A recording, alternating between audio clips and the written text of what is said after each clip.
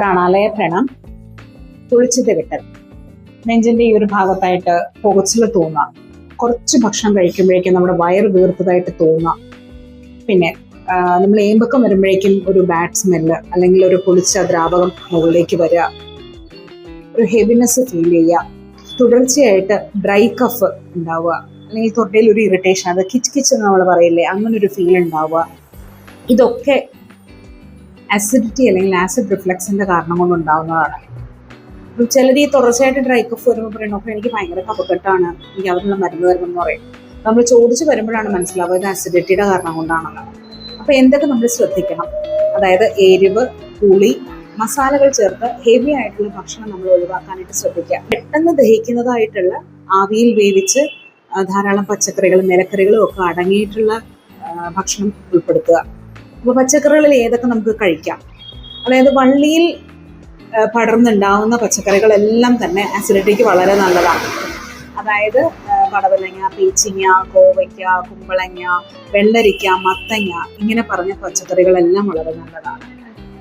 ഫ്രൂട്ട്സിന്റെ കാര്യം പറയുമ്പോൾ watermelon, Musk melon വളരെ നല്ലതാണ്. പിന്നെ മധുരമുള്ള ഫ്രൂട്ട്സ് ധാരാളമായിട്ട് ഉപയോഗിക്കാൻ ശ്രദ്ധിക്കുക. അതായത് ഓറഞ്ച്, മാൻഡ്രീൻ, മുസംബി, പപ്പായ, പൈനാപ്പിൾ ഒക്കെ പുളിയുള്ളത് കഴിവതും മാക്സിമം ഒഴിവാക്കിയിട്ട് മധുരമുള്ളത് ഉപയോഗിക്കാൻ ശ്രദ്ധിക്കുക. കാരണം മധുരമുള്ള ഓറഞ്ചും സിട്രസ് ഫ്രൂട്ട്സ് എപ്പോഴും അസിഡിറ്റിക്ക് വളരെ നല്ലതാണ്.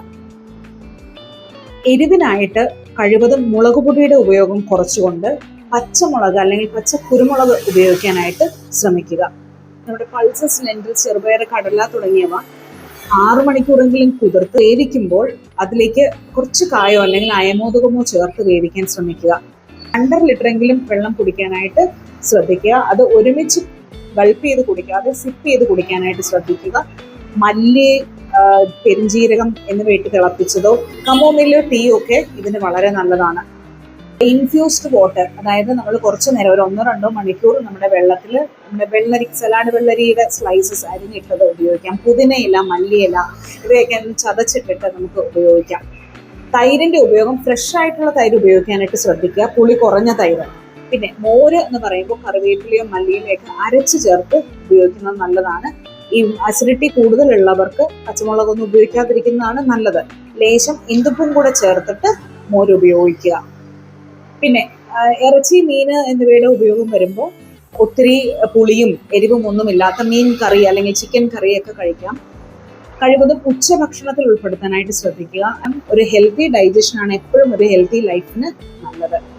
ഇനി ഇതുകൊണ്ടൊക്കെ നിങ്ങൾക്ക് മാറുന്നില്ല എന്നുണ്ടെങ്കിൽ ധൈര്യമായിട്ട് പ്രാണാലയയ്ക്ക് പോകുന്നോളൂ, ഞാൻ അതിന്റെ പ്രതിവിധി പറഞ്ഞു തരാം.